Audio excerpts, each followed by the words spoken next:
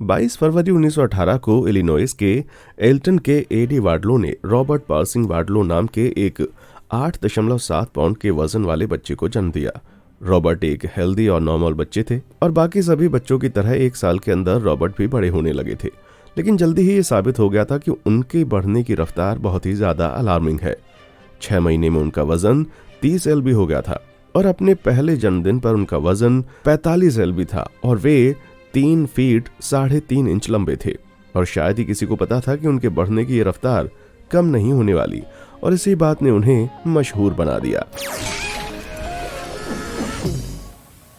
हालांकि ये बात साफ थी कि उनका जो बच्चा था वो बाकियों से अलग था, लेकिन रॉबर्ट के माता पिता ने जितना हो सके उसके बचपन को नॉर्मल बनाए रखने की कोशिश की।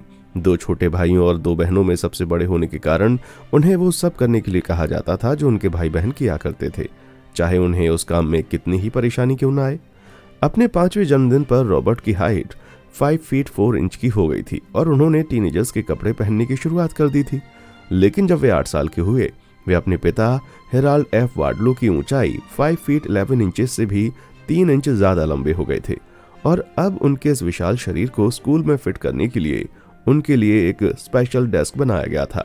बाकी बच्चों को देखते हुए ये बात साफ हो गई थी कि रॉबर्ट किसी जायंट से कम नहीं थे, लेकिन अभी भी उनका बढ़ना बंद नहीं हुआ था। अपने चारों भाई बहनों के सामने वो किसी टावर की तरह खड़े होते थे। हालांकि अभी भी बाकी बच्चे अपने पेरेंट्स की गोदी में उठाए जाते थे, लेकिन रॉबर्ट अपने पिता, जिनका वजन 150 LB जितना था, उन्हें आराम से उठाकर सीढ़ियां चढ़ जाया करते थे। और 13 साल की उम्र में वे ऑफिशियली दुनिया के सबसे लंबे बॉय स्काउट बने, जब उनकी हाइट 7 फीट 4 इंच थी। और जहां तक बाकी बच्चों के साथ एक्टिविटीज में भाग लेने की बात आती थी, रॉबर्ट के लिए यूनिफॉर्म स्पेशल बनाए जाते थे, जिसके लिए या तो तंबू या फिर स्लीपिंग बैग्स का इस्तेमाल किया जाता था। और वो अपने बच्चों की उम्र से 5 गुना ज्यादा कैलोरीज कंज्यूम कर रहे थे और कहा जाता है कि उनकी दैनिक कैलोरी की खपत 8000 कैलोरी तक पहुंच गई थी। अपने टीनेज के दौरान उनका नाश्ता 8 अंडे, 12 ब्रेड और ऑरेंज जूस के बहुत सारे ग्लासेस हुआ करते थे, साथ ही में 5 कप कॉफी और थोड़े से सीरियल। और अगर किसी को उनका मजाक उड़ाते हुए देखा गया था तो वो खुद रॉबर्ट वार्डलो थे। जब 1935 में वे 17 साल के हुए, वार्डलो 8 फीट के मार्क को भी क्रॉस कर गए थे और वो अभी तक के सबसे लंबे टीनेजर थे और उन्हें ये टाइटल ऑफिशियली दिया गया था। I'm Robert Wadlow, 12 years old and weigh 240 pounds and I'm about 7 feet tall. These boys grouped around me are about the same age as I am. They go to the same grade. I like to play baseball, basketball, and football. When I grow up, I hope to be a big man like Lindy if I can get playing big enough. लेकिन Elton Illinois के इस आम लड़के के इतने बड़े होने के पीछे का राज क्या था, वो भी इतनी कम उम्र में? सेंट लुइस के बांस अस्पताल में डॉक्टर्स की एक टीम, जिन्होंने 1929 में वार्डलो की जांच की थी, उन्हें पिट्यूटरी ग्लैंड में हाइपरप्लासिया की खोज की।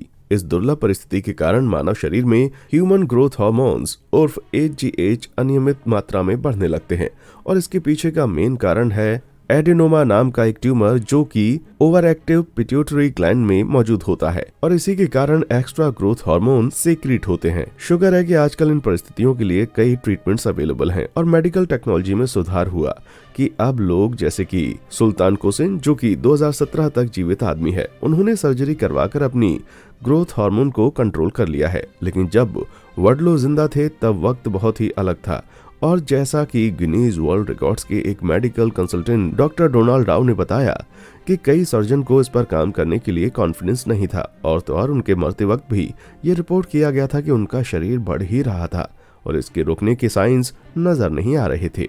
शायद रॉबर्ट इस बात का जवाब देकर थक गए थे कि ऊपर मौसम कैसा है। इनफैक्ट जब वो 18 साल के थे, रॉबर्ट ने ये भी कहा कि पिछले 3 सालों में उन्होंने अपने ऊपर कोई नया जोक नहीं सुना है। मुझे पूरा यकीन है आपके पास कोई अच्छा जोक जरूर होगा, तो क्यों ना आप अपना जोक नीचे कमेंट बॉक्स में शेयर करें और मैं उन सही जोक्स को लाइक करूंगा जिन्हें पढ़कर मुझे सबसे ज्यादा हंसी आएगी। हालांकि वे एक हेल्दी बच्चे थे जो उन सभी चीजों को एंजॉय करते थे जो उनकी उम्र के बच्चे एंजॉय किया करते थे, लेकिन रॉबर्ट के अंदर कुछ कमियां थीं जिससे उन्हें जूझना पड़ता था।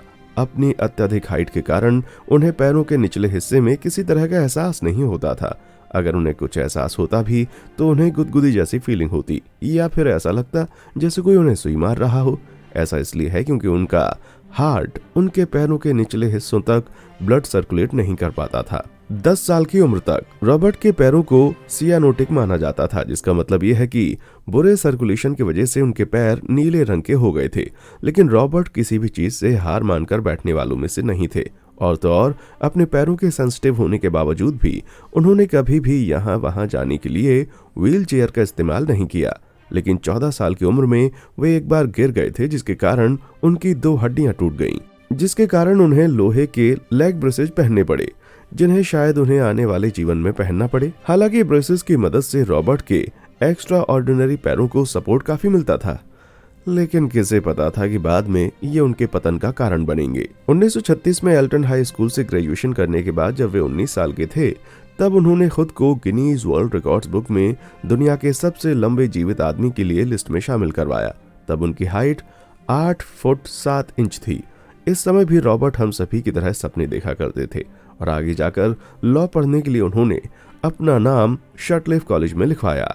लेकिन वो ये क्लास बस एक ही सेमेस्टर तक कर पाए, क्योंकि रॉबर्ट के हाथ, जिसकी साइज 32.3 सेंटीमीटर थी, जो कि दुनिया के रिकॉर्ड में सबसे बड़े हाथ हैं, लेकिन इतने बड़े हाथ नोट लेने के लिए पेंसिल पकड़ने में सक्षम थे। और तो और कैंपस लाइफ भी उनके लिए आसान नहीं थी और इसीलिए रॉबर्ट के लॉयर बनने के सपने चकनाचूर हो गए। लेकिन किसे पता था कि उनकी जिंदगी को कुछ और ही मंजूर था। उनके इस कहानी की पब्लिसिटी के कारण रॉबर्ट ने फेमस रिंगलिंग ब्रदर्स, जो ट्रैवलिंग सर्कस चलाते थे, उनका ध्यान अपनी ओर आकर्षित किया। उन्हें पूरा यकीन था कि रॉबर्ट उनके शो को एक नए मुकाम तक ले जाएंगे, खास करके तब जब उन्हें छोटे लोगों के साथ प्रदर्शित किया जाएगा। और अब जब रॉबर्ट बड़े हो गए थे, वे जल्द से जल्द रॉबर्ट के साथ डील साइन करना चाहते थे। उस वक्त ट्रैवलिंग कार्निवल्स जैसे कि रिंगलिंग ब्रदर्स, पीटी बर्नम का सर्कस और डोब्रिटच इंटरनेशनल सर्कस काफी मशहूर हुआ करते थे। मुख्य शो के साथ एक छोटा साइड शो होगा, जिसमें आमतौर पर एक रात के कार्यक्रम के अनुसार एक ही तंबू के नीचे अलग अलग तरह के लोगों के समूह को प्रदर्शित किया जाता।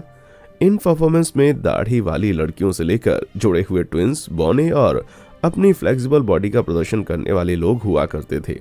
ये वो लोग थे जिनका जन्म खास फीचर्स के साथ हुआ था, लेकिन उन्हें वो रिस्पेक्ट नहीं दी जाती थी जो उन्हें सोसाइटी में मिलनी चाहिए थी। इसीलिए उनके पैसे कमाने का तरीका था सर्कस ज्वाइन कर लेना। सर्कस के मालिक हमेशा ही कुछ नया करते रहने की कोशिश करते थे और रॉबर्ट वार्डलो, जो चलते फिरते जाइंट हैं, वे इस कैटेगरी में बखूबी शामिल होते हैं।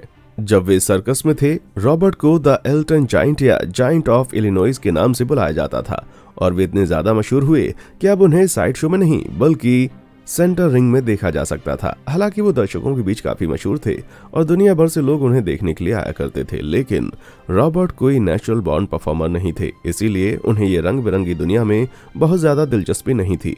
वो उनकी ऑफर कुछ खास नियमों और शर्तों पर ही एक्सेप्ट करते थे, जो थी कि सर्कस उनके और उनके पिता के लिए एक होटल सूट बुक करेगी और उनके सभी खर्चे उठाएगी।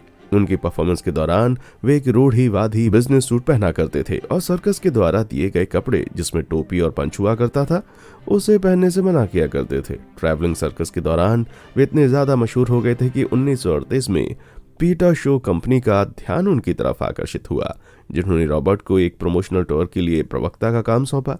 ये रॉबर्ट के लिए किसी आशीर्वाद जैसा साबित हुआ, क्योंकि उसके पैर 47 सेंटीमीटर के थे, जो कि यूएस के 37A साइज के बराबर था और इसकी वजह से उन्हें सबसे लंबे पैर वाले इंसान का खिताब मिला। इस कंपनी ने उन्हें यह वादा किया कि जब तक वे उनके साथ काम करेंगे, वे उन्हें फ्री में जूते देते रहेंगे। वेलकम बोनस से ये कम नहीं था, क्योंकि उनके जूतों को खास करके बनवाना पड़ता था और अक्सर इसके लिए उनके $100 खर्च हो जाते थे, जो आज के जमाने के $2000 के बराबर हैं। और अच्छी बात यह थी कि अब वो खुद को सर्कस में काम करता हुआ न देखकर एडवर्टाइजिंग वर्ल्ड में काम करता हुआ देख रहा था। क्या आपको ये स्टोरी पसंद आई? अगर आपको भी इतिहास में छुपी बातें जानना पसंद है और आप अतीत की ऐसी अजीब और मजेदार कहानियां सुनना चाहते हैं, तो आप हमारा लाइक और सब्सक्राइब बटन क्यों नहीं क्लिक कर देते, ताकि मुझे पता चले कि आपको ऐसी और भी कहानियां जाननी है। और हाँ, उस बेल आइकन को क्लिक करना मत भूलिएगा, ताकि आप हमारी आने वाली वीडियोस को मिस न कर दें। ठीक है, चलिए चलते हमारी कहानी की तरफ। अब उनके बेटे को देश में लगभग सभी जगहों पर बुलाया जा रहा था। हेनरी वार्डलो ने अपनी फैमिली कार को थोड़ा मॉडिफाई किया, जिसके लिए उन्होंने पैसेंजर सीट को हटा दिया ताकि रॉबर्ट आराम से अपने पैर लंबे करके बैठ सके। साथ मिलकर पिता और बेटे दोनों 41 राज्यों में कम से कम 800 शहर गए ताकि वे अपने मिसौरी स्थित शू कंपनी को प्रमोट कर सकें, जिसके लिए उन्होंने 5 लाख किलोमीटर तक का ट्रैवल किया था। धीरे धीरे यूएस में मौजूद दूसरी कंपनियां भी उन्हें अपनी डील्स के लिए साइन करना शुरू कर देती हैं ताकि वो उनके प्रोडक्ट्स को भी प्रमोट करें। गेटलीज नाम के एक स्टोर के विज्ञापन ने रॉबर्ट द्वारा बधाई देने वाले प्रत्येक ग्राहक को $7.98 का इलेक्ट्रिक क्लॉक लैंप इस वादे के साथ दिया, दुनिया का सबसे बड़ा लड़का आपको दुनिया का सबसे बड़ा फ्री गिफ्ट दे रहा है। जब रॉबर्ट अमेरिका के सबसे बड़े सर्कस के सेंटर रिंग में परफॉर्म नहीं कर रहे होते थे या फिर जूते कंपनी के लिए एडवर्टाइज नहीं कर रहे होते, तो वो अपना वक्त अपने परिवार के साथ हंसी खुशी बिताते थे। उनके परिवार वालों और रिश्तेदारों का कहना था कि वे काफी विनम्र थे और इसीलिए उन्हें कभी कभी जेंटल जाइंट के नाम से भी बुलाया जाता था, और यही एक सर्कस वाले का लोगो भी था, द जेंटलमैन जाइंट। हालांकि उनका करियर काफी रोमांचक था, लेकिन उनके शरीर की बनावट के कारण उनके लिए बेसिक चीजें करना भी काफी मुश्किल था। लिलीपुटन्स की भूमि में गुलिवर की तरह रॉबर्ट एक ऐसी दुनिया में रहते थे जहां सब कुछ उनसे छोटे लोगों के लिए डिजाइन किया गया था।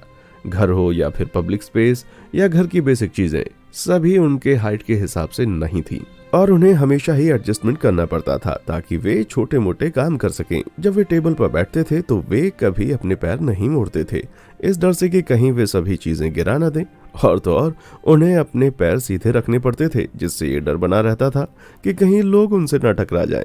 वे जिन भी सामान का इस्तेमाल करते थे उसे खासकर उन्हीं के लिए बनाया जाता था, जैसे कि उनके कपड़े, जिन्हें बनाने के लिए 3 गुना ज्यादा कपड़ा लगता था। यहाँ तक कि उनका बेड भी खास करके बनाया जाता था, जो कि 9.5 फीट का हुआ करता था। जब वे होटल में भी सोते थे तो उन्हें फिट करने के लिए कई बेड को जोड़ना पड़ता था। वहीं सामान गतिविधियां जैसे कि मूवी वगैरह देखना उनके लिए पॉसिबल ही नहीं था। आखिर जाइंट होना कोई आसान बात नहीं है। 1937 में रॉबर्ट के माता पिता ने ये प्लान बनाया कि वे अपने बेटे के लिए नया घर बनाएंगे, जिसे उनके साइज के हिसाब से बनाया जाएगा, जहां के दरवाजे 9 फीट के होंगे और छत 11 फीट की ऊंचाई वाली होगी और हर एक सीढ़ी 2 फीट की होगी।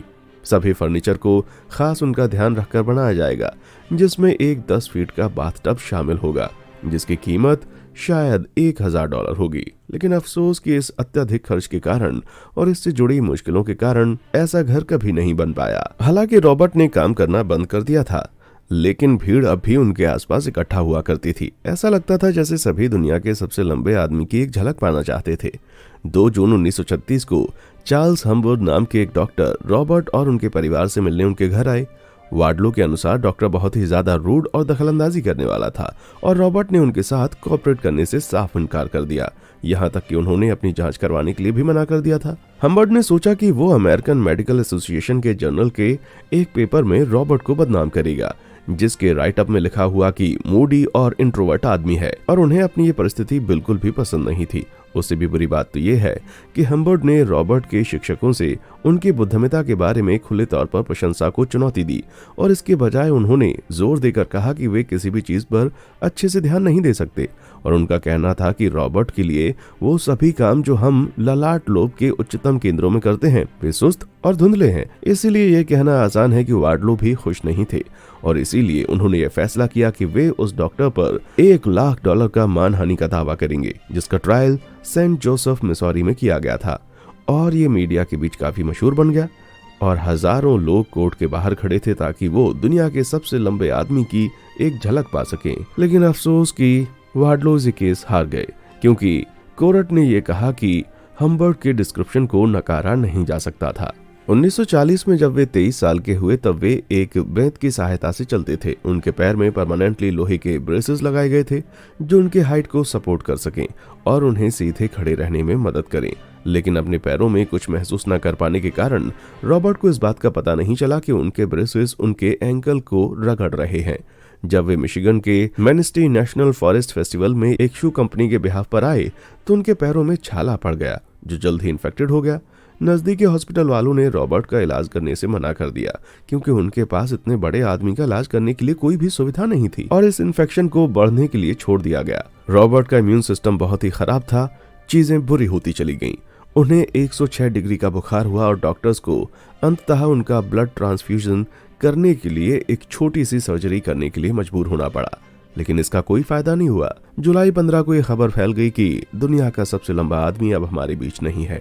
इस इन्फेक्शन के होने के बस 18 दिन के बाद रॉबर्ट हमेशा हमेशा के लिए सो गए और जब फाइनली उनकी हाइट मापी गई तब उनकी हाइट 8 फीट 11.1 इंच थी और उनका वजन 439 LB। अगर उनके ब्रेसेस में खराबी ना आई होती तो एक ऐसे आदमी होते जो 9 फीट की ऊंचाई को भी क्रॉस कर जाते।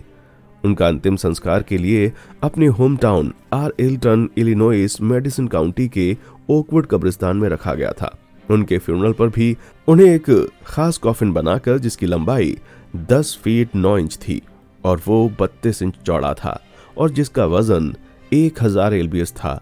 विशाल ताबूत उसे ले जाने वाले रथ के पिछले हिस्से से चिपक गया था, इसलिए बाकी के हिस्से को धंसने के लिए काले कपड़े का इस्तेमाल किया गया था।